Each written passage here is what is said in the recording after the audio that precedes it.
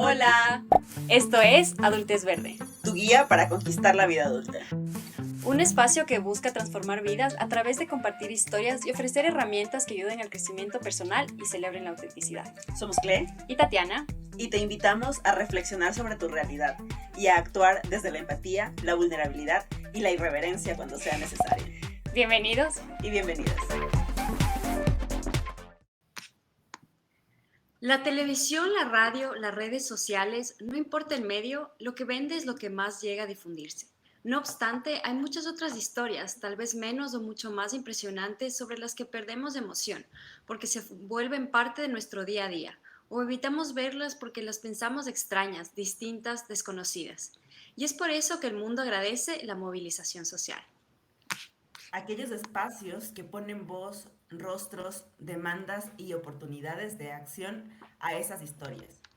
En el marco de nuestra miniserie sobre la diversidad, queremos compartir y celebrar un poco de las conquistas de la movilización social y de los retos que supone el enfoque tradicional, invisibilizador y a veces incluso discriminador, particularmente para y desde quienes enfrentan una doble invisibilización, quienes son mujeres y pertenecen a la comunidad LGBTIQ+. Y bueno, para eso tenemos aquí la presencia de Daría. Muchísimas gracias por acompañarnos un sábado temprano. Gracias por estar disponible, dispuesta y nada, bienvenida a Adultez Verde. Muchísimas gracias por la invitación, Cle, Tati. Nada, a conversar se ha dicho. Por supuesto. Bueno, para iniciar siempre nos gusta que nos cuenten un poco nuestros invitados de por qué están aquí. Cuéntanos sobre ti, cuéntanos sobre tu formación, tu trabajo y los espacios de comunicación y de movilización de los que formas parte. Yo soy Daría La Maraca, soy una travesti. Es un insulto muy común en Sudamérica para las personas que nos reconocemos así, desde el travestismo, desde una experiencia de vida trans, y a varias de nosotras nos gusta reapropiarnos de eso, que es un insulto, que es una injuria. Así que soy una travesti, estudié comunicación social en una universidad pública, en la Universidad Central del Ecuador. Y antes de siquiera graduarme, ya integré un espacio de comunicación que tenía perspectiva de género y enfoque de derechos humanos y de diversidades. El espacio se denominaba Radio Púrpura y tuvimos la participación dentro de la radio pública nacional del Ecuador durante, bueno, tal vez durante unos 2 o 3 años, ¿no? Era una franja en la que no pagábamos para estar, pero tampoco nos pagaban por trabajar. Y tuvimos alcance nacional durante 2 años. Nuestro programa se transmitía 1 hora antes de que inicien las sabatinas del expresidente Rafael Correa. Y eso era importante en la medida en la que jalábamos al público que ya estaba expectante de escuchar al presidente, ¿no? Teníamos una alta audiencia, pero nuestro trabajo iba muchísimo en contra de la perspectiva que tenía ese presidente alrededor de las personas del LGBTI, ¿no? Y luego fui integrando otros espacios entre comunicación y movilización feminista, sobre todo. Mi formación está en el movimiento de las mujeres y con mis compañeras. Y recuerdo que en el año 2013 integramos la coalición contra el acoso sexual dentro del espacio universitario. Muchísimas estudiantes, mujeres que denunciaron el acoso sexual por parte de docentes, varones y sus compañeros. Y luego de eso fui parte de la plataforma nacional Vivas Nos Queremos. Actualmente ahora soy comunicadora para la Fundación Mujer y Mujer, que es un espacio organizativo con más de 18 años en la ciudad de Guayaquil, integrado por mujeres lesbianas, bisexuales y personas trans. Así que por ahí he ido mi camino, ¿no? Entre la comunicación y la movilización feminista. Claro, buenísimo. Esto me parece increíble. Sinceramente, antes de empezar nuestra serie, porque es una serie de LGBTQ+, ni la Cle ni yo conocíamos, sobre todo en Ecuador. Yo siento que el movimiento y la comunidad ha sido bastante invisibilizado o simplemente no llega a todo el mundo, ¿no? Entonces, si no eres parte de la comunidad, no conoces. Entonces yo le dije a la Cle como que yo quiero aprender, yo quiero entender y sobre todo quiero saber qué progreso se está haciendo en Ecuador, ¿no? Porque tú escuchas de esos movimientos poco más grandes en México, en Colombia, pero en Ecuador no es tanto, ¿no? Entonces, o por lo menos yo no los conocía, o no está justamente en el mass media. Y justo eso me pone a pensar un poco, y más que nada preguntarte, ¿con qué grupos trabajas más específicamente y por qué? ¿Y de qué formas crees que justamente se los discrimina o excluye de estos medios tradicionales, ¿no? Quiero entender y que me expliques tu perspectiva en ese lado, ¿no? A mí me gusta hacer siempre un ejercicio de memoria y hay como una línea histórica y un legado de activistas, organizaciones, procesos de movilización social de las personas LGBT que no empieza con el hito que les voy a narrar, pero que evidentemente es importante, se convierte en parte de la historia. Hasta el año de 1997 en el país, en Ecuador, la homosexualidad masculina estaba prohibida. Y prohibida no significa que solamente no se podía hacer, estaba criminalizada. Es decir, te metían a la cárcel por ser maricón. Y eso tiene una particularidad, es que en el Código Orgánico Penal de esa época, lo que se prohibía eran las relaciones consentidas entre dos varones y se les equiparaba, estaban al lado de la pederastia y del abuso sexual por parte de autoridades religiosas, médicas, del ámbito educativo. Así que la pederastia estaba al lado de la homosexualidad y la homosexualidad era vista como un delito, como un crimen. Quienes eran principalmente, quienes se veían más afectadas por eso, eran principalmente lo que ahora denominamos mujeres trans, las travestis de la calle, porque ellas ejercían el trabajo sexual en la calle, callejizado, y ellas, es decir, sus clientes se enfrentaban a la persecución policial. Los varones gays u homosexuales de mejor acceso a recursos económicos y sociales tenía que esconderse evidentemente para tener sus prácticas afectivas, pero digamos que las podía sortear, porque un varón gay puede fingir no serlo. Las mujeres lesbianas simplemente no estaban en el imaginario público. Para las leyes, las mujeres lesbianas no cometían un crimen porque entre mujeres no hay la posibilidad de que tengan sexo.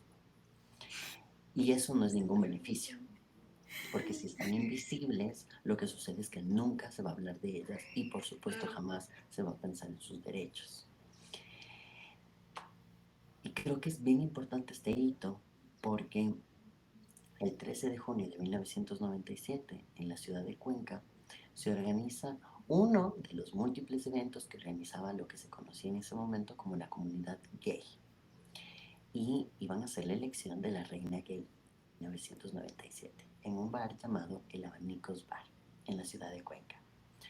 Es bien interesante también hacer el ejercicio de memoria porque una de las candidatas era Patricio Cuellar, conocida como Brigitte, conocida como Pachi. Tal vez no tenía más de 20 años, 22 años, y esa noche decidieron organizar algo muy elaborado, así como sería ahora un reality show como RuPaul, Carrera de Drags. Decidieron organizarlo entre 4, 5 participantes. Estas 5 concursantes travistieron y estaban listas para la elección. Hay unas imágenes, unos extractos de video de un documental eh, elaborado por Betania Velarde y Juan Manuel Ruales alrededor de este episodio. ¿Cómo Lo se más llama el interesante, documental, Daría? ahora se los paso para que ustedes Sí, también lo Por porfa. conozcan. favor. Sí. Este documental todavía no ha terminado su producción, pero Ah, tanto ok. Betania como Juan Manuel han compartido y han cedido extractos, un extracto muy lindo sobre Pachi, sobre Virigi, que está publicado en la revista digital feminista La Periódica, a propósito de el fallecimiento de Pachi hace casi un año. Y lo más bonito de pensar en este momento histórico, en 1997, en junio de 1997, es hacer un ejercicio de memoria del contexto. Y lo que sucedió fue que esa noche Brigitte ganó el concurso, se convirtió en la reina gay de la ciudad. Minutos después de la coronación, el intendente de policía de la ciudad de Cuenca ingresó al espacio, eh, con la excusa de que se estaban cometiendo actos contra la moral. No Es usual, es decir, no consta en los partes policiales de la época ninguna persona que haya sido llevada a la cárcel por homosexualidad. Lo que sí consta es que las personas gays, lesbianas, travestis y trans eran llevadas a la cárcel por falta de la moral, gritos, por hacer, le ponían eufemismos para llevarte a la cárcel. Brigitte y casi 60 personas esa noche fueron llevados a los calabozos de un CPI en la ciudad de Cuenca. No se les permitió cambiarse de ropa a las chicas que estaban travestidas. Fueron encerradas en un calabozo con otros detenidos por otros delitos, eh, y la policía fue parte y cómplice de una vulneración a sus derechos humanos. Brigitte y las otras personas fueron víctimas de violencia sexual durante un par de días, y la policía no solo no vio, en realidad la policía fue cómplice y fue quienes decidieron aunar esfuerzos para que esto suceda. Las organizaciones de derechos humanos de la ciudad de Cuenca, así como algunas autoridades eclesiásticas, decidieron levantar la voz. No se podía seguir cometiendo este tipo de atropellos contra la comunidad LGBTIQ+. Después de 7 días, Brigitte sale de la cárcel y deciden entablar o levantar la voz en el país entero, más la penalización. Lo que le pasó a Brigitte en el 97 era el culmen, era el clímax de una persecución, de una racia que sucedía aquí en el Ecuador. Así como sucedió en 1940 al 45 en Alemania, que se persiguió a las personas con discapacidades, que se persiguió a los judíos, pero que se persiguió a los homosexuales, lo venían haciendo en el Ecuador desde 1980, durante el gobierno de León Febres Cordero en el 84 y 85, durante el gobierno de Borja, los siguientes gobiernos hasta 1997. Pensemos en que en junio de 1997 habían sido poquísimo tiempo de haber votado a un presidente como Dala Bucaram, que tiene discursos de odio contra la comunidad, pero también estábamos en un nuevo gobierno, si no me equivoco, de Hurtado, que tenía ciertos atisbos ahí de derechos humanos, pero nada más. El episodio y la violencia que vivió Brigitte y casi 60 personas esa noche y los siguientes días originó y detonó la alianza entre diversas organizaciones de mujeres feministas, de mujeres lesbianas, de espacios de defensa de derechos humanos y de compañeras trans, trabajadoras sexuales callejizadas. Juntas lograron organizar algo que ahora se conoce como el Movimiento por la Despenalización de la Homosexualidad en el Ecuador. Hay muchísimo más que contar, hay muchísimas referencias históricas que hacer, pero cuando tú me preguntas con qué grupos trabajo, pienso que, y traigo una memoria extraída de una canción, ¿no?, muy popular ahora, es que las travestis de antes somos como, o sea, más bien, las travestis de ahora somos como las de antes. A nosotros nos quisieron engañar diciéndonos que tenemos derechos, que tenemos participación social, cívica, bueno, una serie de cosas. Y lo que sucede es que vivimos exactamente las mismas condiciones de antes. Sí, sí. Solo que ahora nos quieren decir que por una que otra dádiva estatal ya no vivimos esas violencias, ¿no? Y ya no merecemos luchar por nuestra dignidad. ¿Con qué grupos trabajo? Yo trabajo con las sobrevivientes de la violencia de esa época. Son mujeres trans, adultas mayores, algunas se agrupan en torno a una colectiva que se denomina Nueva Cuchinelli. Hay otras compañeras que vivieron el mismo proceso de despenalización, pero ellas regresaron a vivir en sus localidades, viven en la ciudad de Guayaquil, en la provincia de Los Ríos, han decidido regresar a Esmeraldas. Hay un personaje histórico muy importante, conocida como Ángel la Mujerón. Es la protagonista de un documental de Sebastián Odia Ayala en 2009. Una mujer trans, bueno, es una persona trans que vive en París y ejerce el trabajo sexual en los bosques de Bolonia. Y ella ha decidido no regresar al país, por ejemplo, solo de visita. Y creo que para mí es muy importante pensar en el trabajo que podemos hacer hasta los últimos días con las compañeras, porque su vejez es el reflejo de lo que nosotras vamos a vivir. Así que eso.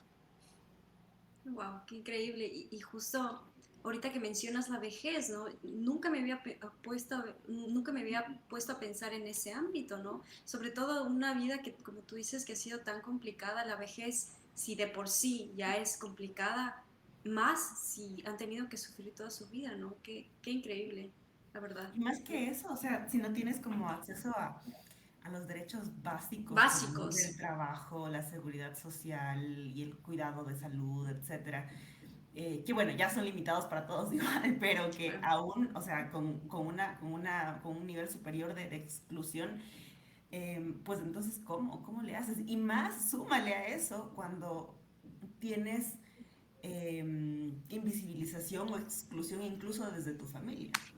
Sí, Que claro, no todos tienen la suerte de que en sus casas acepten, apoyen y todo, cualquier decisión que tomen, ¿no? Entonces es súper fuerte pensar en eso.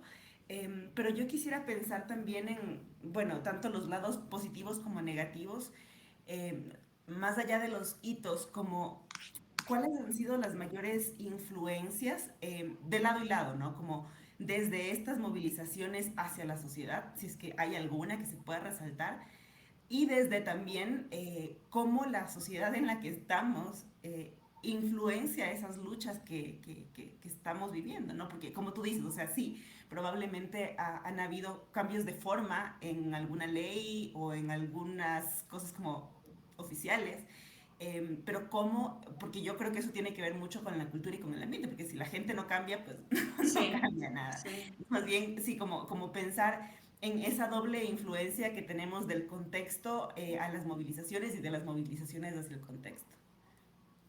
A mí me gusta, o sea, yo estoy obsesionada con el ejercicio de memoria. Creo que lo que han vivido las personas del LGBTIQ+, en los últimos 100 años, que es el momento, les traigo así como una primicia. La homosexualidad se inventó en 1869. Antes no existía.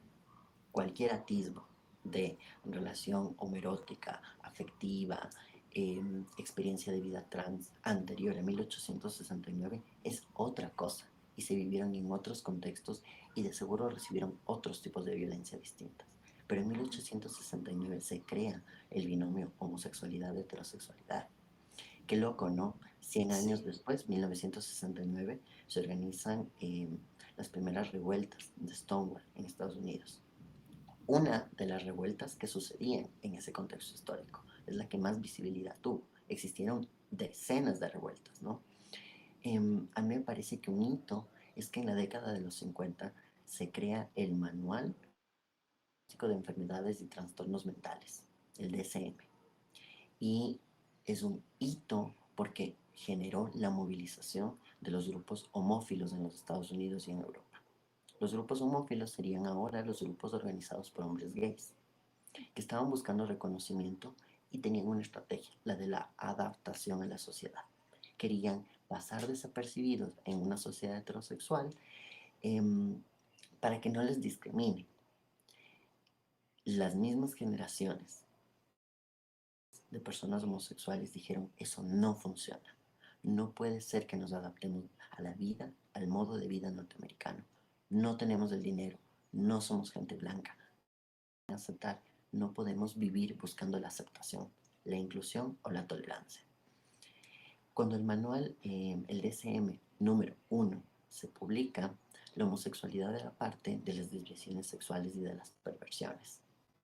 Eso generó en la movilización LGBTIQ+, un objetivo: sacar la homosexualidad de un manual de trastornos y desviaciones. Fueron décadas de lucha. En 1990 se logra sacar la homosexualidad de ese manual.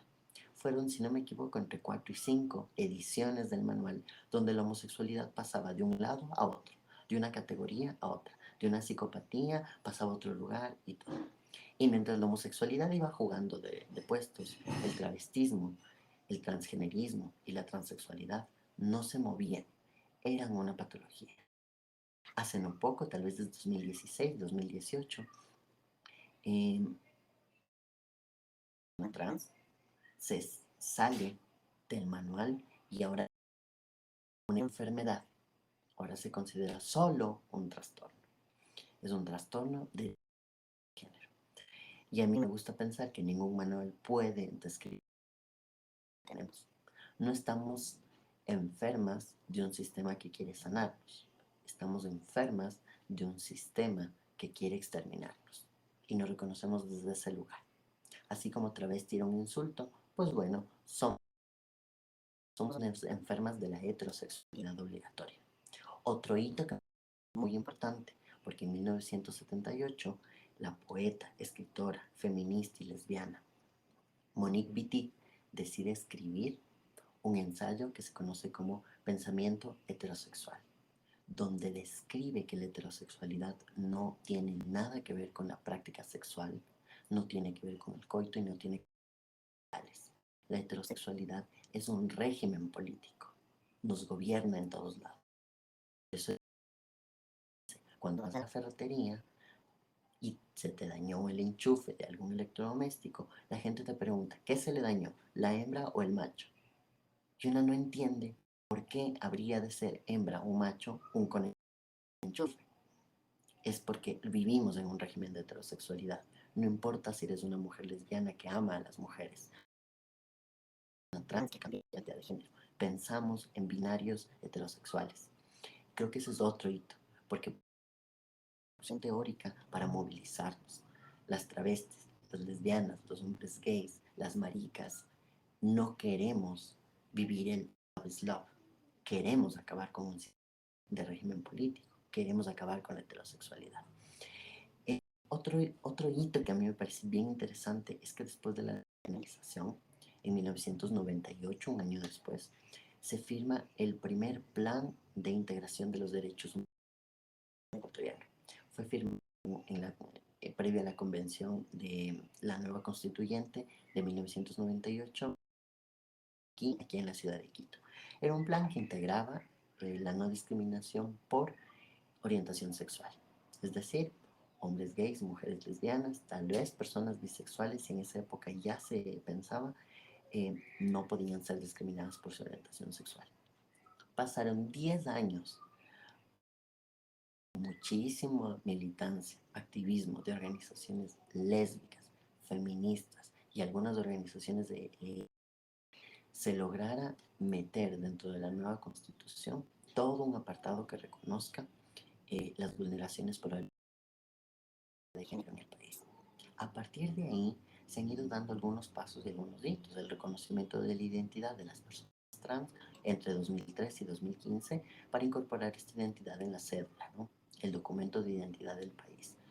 Finalmente, la ley presentada por las organizaciones por el Pacto Trans fue cambiada, alterada, mutilada, y lo que tenemos ahora es un intento horroroso de discriminación para personas trans que deciden acceder al cambio de nombre, ¿no? Nosotras tenemos una cédula rosada por poco, con estrellas de ahí, porque en nuestra cédula consta que de nuestro sexo a nuestro género cambiamos la categoría y cualquier persona podría darse cuenta que somos trans, como si la gente no se diera cuenta, ¿no? Pero eso no le sucede a todas las personas en el país. No son trans y que no han cambiado su género, tienen la categoría sexo. Las trans tenemos género. Es discriminatorio. Todas deberían, porque todas las personas, su dato público es el género. Nadie debería estar preguntando por tus genitales. Así se han dado algunos hitos, y más o menos que yo me contengo hasta el año 2013, 2015, avanzo un poquito cuando la Corte Constitucional reconoce de las lesbomaternidades, ¿no? Los derechos filiativos de las mujeres lesbianas. Otros procesos ahí importantes de la Corte Constitucional, algunas sentencias. Me gusta pensar que hasta ahí más o menos llegamos, porque lo que ha pasado después de la aprobación, el conocimiento de la identidad y la lesbomaternidad de Satia, es que hemos tenido como unos avances y retrocesos que son increíbles, ¿no? El movimiento antiderechos de manera regional ha metido sus tentáculos dentro de los estados para convertirlos en estados teocráticos y no laicos, y lo que hemos vivido es un retroceso que el poder llevar a cabo una vida digna, ¿no? Entonces, creo que muchísimo que trabajar, ¿no? Hago un breve resumen, un breve balance de lo que ha sucedido. Y es súper importante, como tú dices, hacer este ejercicio de recordar, ¿no? Porque existe generaciones, incluso dentro de nuestras generaciones, imagínate que no entiende esto. Y yo personalmente no conocía esto, o sea, no se nos enseña en el colegio, no se nos enseña en la universidad, es como si no existieran.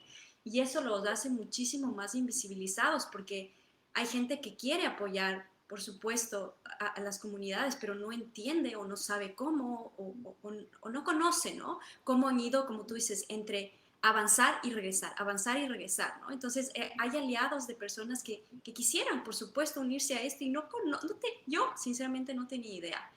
Este, y se me hace tan loco pensar que en 1997 yo tenía 7 años y todavía no existían los derechos para los homosexuales. Yo tengo el privilegio y la suerte de ahora trabajar con Canadá y de vivir en Canadá y la verdad es que en Canadá tiene décadas, o sea, tú puedes escoger, ni siquiera cuando sacas una cédula, bueno, el ID de allá te piden que pongas, o sea, tú escoges el género y si no quieres poner, no pones, o sea, es tu opción. No estoy diciendo que sea la panacea para nada, pero sí se nota un progreso muchísimo más, ni siquiera inclusivo, sino como la normalidad. O sea, y lo venía diciendo y lo dije incluso en los anteriores episodios, no entiendo, todavía a veces no me cabe en la cabeza cómo la gente todavía se sorprende. Si estas cosas tienen años, es histórico, la homosexualidad viene desde años, de los griegos, o sea, en la naturaleza se la ve, entonces como Desde que que la humanidad existe, básicamente. total, entonces como que te agradezco justamente por recordarnos toda esta historia, toda esta riqueza y todos estos avances y progresos que existen en Ecuador en específico, ¿no? Y Yo quisiera relaciona... sumarle, Tati, antes de Ujú, pasar a lo siguiente, claro. es, o sea, recordar también la importancia de las crisis, ¿no? Porque de todo este reconocimiento histórico que hemos hecho con Daría, un factor común es que justamente cuando han pasado cosas densas es cuando más la movilización ha surgido, cuando más los grupos individuales se han unido, cuando más se ha despertado, digamos, de esta lucha, ¿no? Entonces creo que también eso es un llamado a no esperar que pasen cosas como esas, ¿no? A no esperar que hayan 60 personas vulneradas en sus derechos, a no esperar a que hayan matanzas, a que hayan cosas de las que luego pues las heridas son solamente irreversibles, sino a empezar ahora. Aun cuando sí, históricamente las crisis han sido los detonantes, pues no necesariamente tenemos la posibilidad de cambiar eso, ¿no? De hacer que no sea tan cruel los recuerdos siguientes que tengamos sobre estas movilizaciones. Total. Bueno, y dentro de todo esto, yo quisiera preguntarte, Daría, ¿cuáles son justamente los siguientes pasos para lograr un sistema de comunicación mucho más incluyente, respetuoso de la diversidad y más que todo que tenga en mente esta historia, ¿no? Que tú nos contabas, que se acuerde de esto y las personas que sean aliados que puedan también ser parte de esto, ¿no? A ¿Cuáles mí me, serían tus recomendaciones?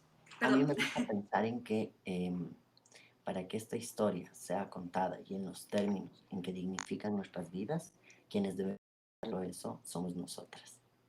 Entonces, la recomendación número uno es que los espacios de comunicación tienen que ser liderados por nosotras, las personas trans, las mujeres lesbianas, los hombres gays, en primer lugar.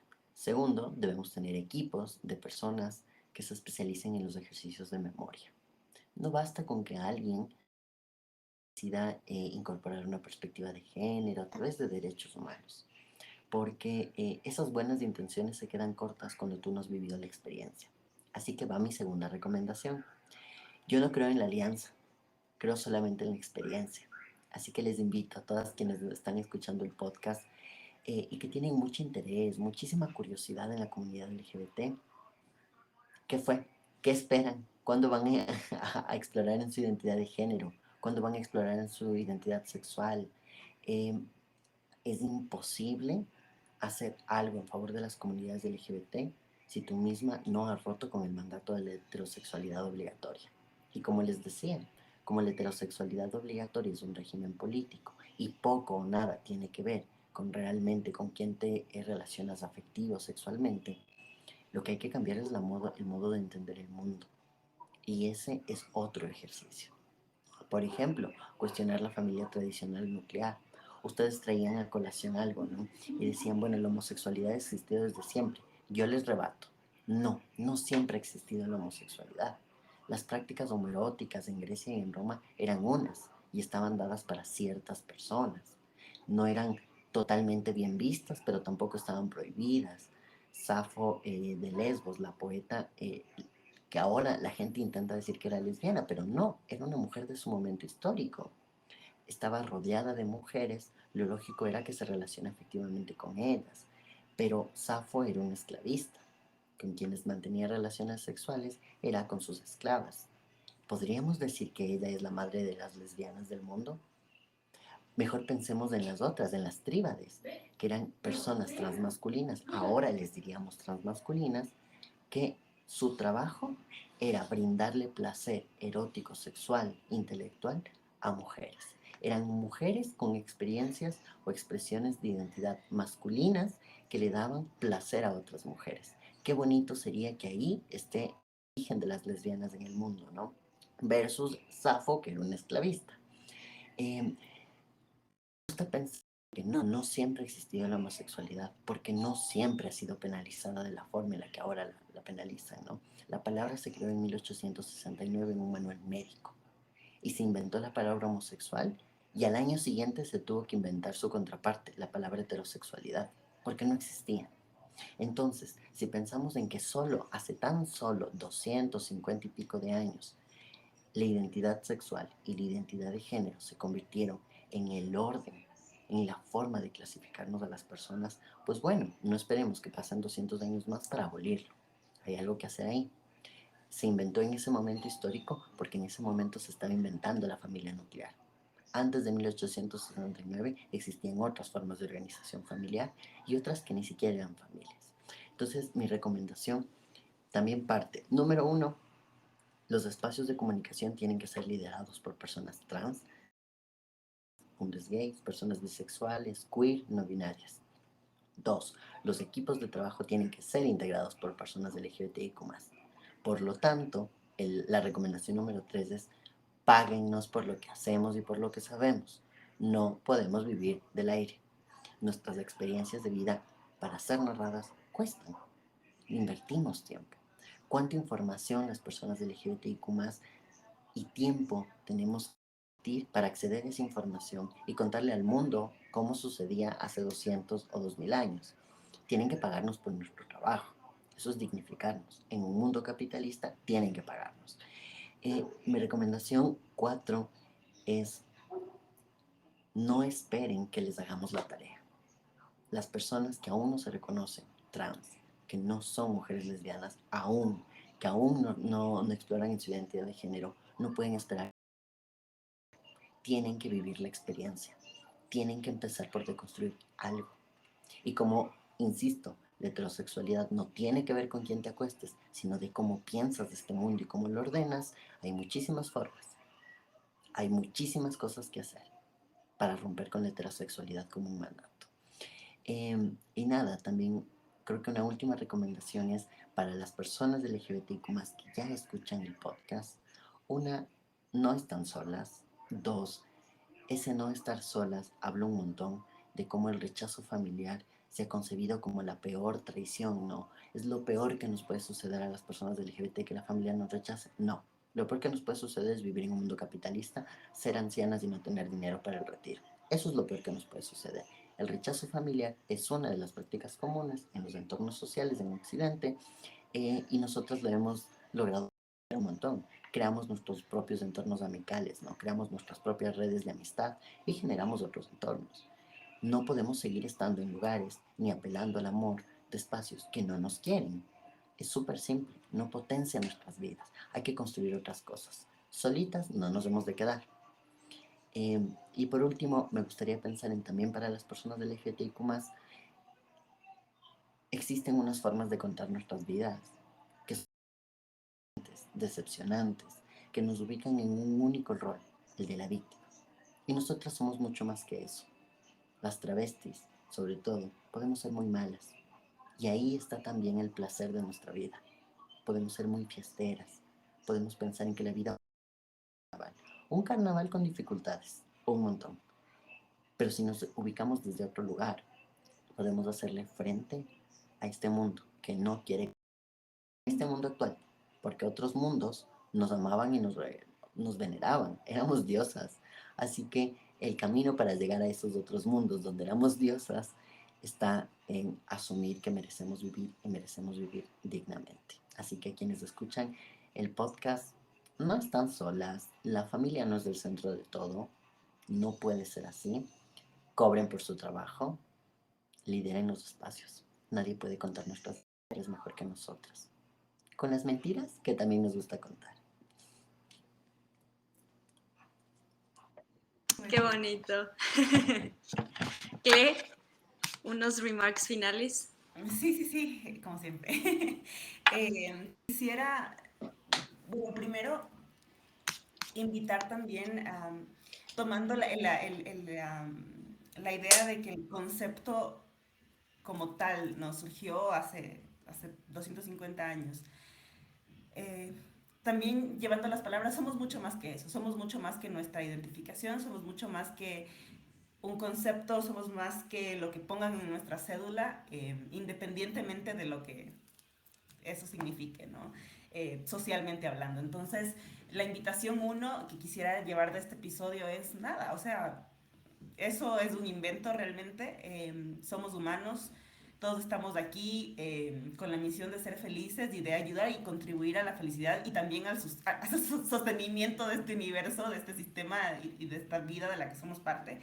Así que invitación número uno, como decía, recordar eso, que somos mucho más que una etiqueta también, ¿no? Y lo siguiente, quisiera pensar o reforzar el tema de la visibilización tiene que ir de la mano con honrar también, ¿no? Todo esto. Entonces, creo muy firmemente y pensando, ¿no? En la televisión nacional que veía cuando era niña, porque ahora la verdad no veo nada. Yo me acuerdo de los programas que rara vez incluían a alguien de la comunidad LGBTI+, siempre eran como en tono de burla, como tú decías, en tono de discriminación, en tono de, así como, ya, de chiste, ¿no? Por poco. Y la invitación es a quienes tenemos voz, porque bueno, aquí igual tenemos algo de voz en este espacio, pero hay mucha gente que tiene espacios en los que tiene voz. Entonces, pensar también en estos dos pilares importantes, ¿no? Y no solamente de este grupo, sino de todos los grupos que son invisibilizados y vulnerados. En pensar tanto en su visibilización como su dignificación, porque todas nuestras historias valen la pena ser contadas, todas nuestras historias, todos nosotros, nosotres, tenemos ese valor para compartir, entonces como pensar en eso, recordar nuestra responsabilidad en el momento de contar estas historias, entonces eso. Total, y nuevamente muchas gracias Daría por estar aquí, por contarnos todo esto y por hacernos un poquito menos ignorantes. Yo te agradezco personalmente porque yo no tengo idea de nada, pero quiero aprender, quiero informarme y quiero contribuir, aunque sea incluso solo desde contando tu historia, contando tu experiencia, que creo que es, como tú dices, súper importante porque nadie más ha vivido lo que tú has vivido. Así que nada, nuevamente agradecerte por estar aquí y nada, gracias. Gracias a ustedes, chicas. Esto fue Adultez Verde, tu guía para conquistar la vida adulta.